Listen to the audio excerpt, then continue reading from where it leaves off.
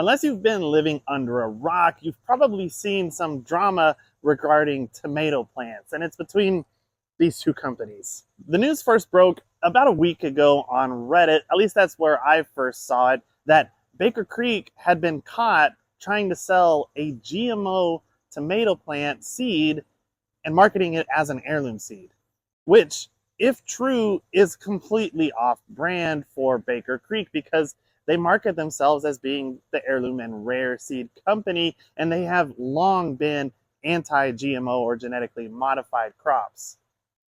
However, the company that actually has produced the technology for creating genetically modified purple flesh tomatoes put it on their website that the Purple Galaxy tomato offered by Baker Creek actually was a GMO plant. And that company, Norfolk Healthy Produce, is the one that actually developed the genetic modification where they took purple snapdragon genetics and spliced them into the tomato plant. They actually claim that you can't achieve a tomato that has that amount of purple in the flesh without using GMO technology. However, there was a period of time that Baker Creek was very, very confident that this new Purple Galaxy tomato was completely free of GMO. In a statement recently released by the company, they claim to have subjected it to rigorous testing and also checked the source where it came from, which supposedly is Europe, where GMOs are outlawed. In fact, Baker Creek was so confident in their testing and their sourcing of this seed that they were adamantly defending this plant online, and they loved it so much that they put it on the cover of their seed catalog. And then essentially what happened is Norfolk Healthy Produce wrote them and were like, dog, I know that you can't get a tomato this purple unless you put some GMO in that thing, right? So Baker Creek's like, no, it's legit. We tested it. And then Norfolk was like, bro, test it again, all right? Because I'm telling you. Well, something happened in those tests because now Baker has pulled it. It is off of their website. They're saying they're no longer going to sell it, and they're apologizing to their fans for even having promoted it. But what's weird to me is that they went through all of that, and now they're no longer going to sell it. But in their statement, they're like, we still don't think that there's any genetics from Norfolk's patented technology. We're just not confident in this anymore to sell it.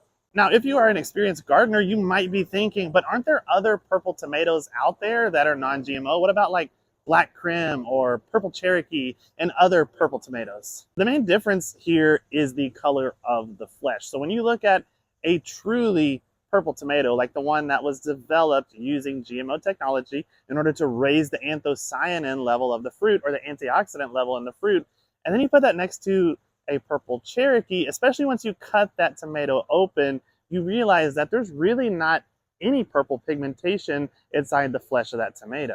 Now, this is something that from here and into the future, seed companies and end consumers are really going to need to keep a close eye on.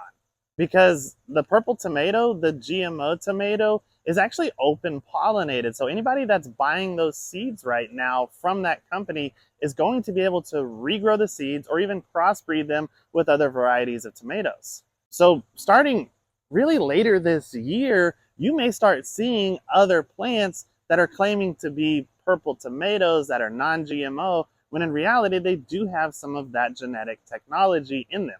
And even though Baker is claiming that this is not the case for the Purple Galaxy tomato, I am highly suspicious of that. Because we now have decades and decades of plant breeders trying to get the most purple tomatoes they can from crossbreeding, but they've only come up with having some purple hues on the outside of the fruit, maybe a little bit on the interior border, but nothing like this where it's completely purple all the way through.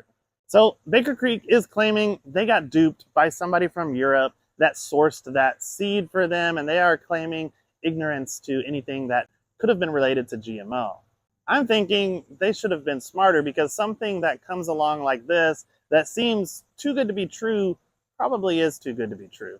Now, if you want to know why Norfolk Healthy Produce decided to make this GMO tomato plant in order to increase the vitamin levels of it, check out a video I made a couple of weeks ago regarding the purple tomato, because it's really fascinating. But I just thought I'd break it down for you and kind of show you both sides of the equation and the perspective from both of those different companies. Let me know what you think down in the comments.